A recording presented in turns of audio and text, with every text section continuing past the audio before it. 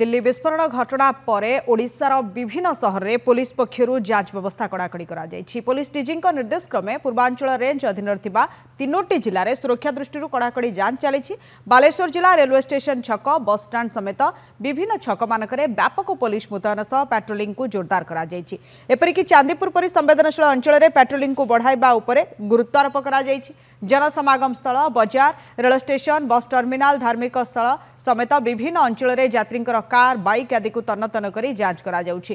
विस्फोरक पदार्थ चेकिंग और संदिग्ध यात्री चेकिंग भी करा जाउछि। रेंज रे तीनटी जाक जिल्ला रे डीजी सर निर्देश क्रमे कड़ाकड़ी भाव में पुलिस अरेंजमेंट कराई बेसिक ड्रिल्स थाए सिक्योरिटी ड्रिल ताकू आज फॉलो करा होची। एमबी चेकिंग नाका विभिन्न जगह लागी एवं संदिग्ध व्यक्ति किंबा कौन से संदिग्ध वस्तु जदि अच्छी ताको मध्य तीक्ष्ण नजर रखाई एवं पुलिस पेट्रोलिंग मध्य वृद्धि कराई।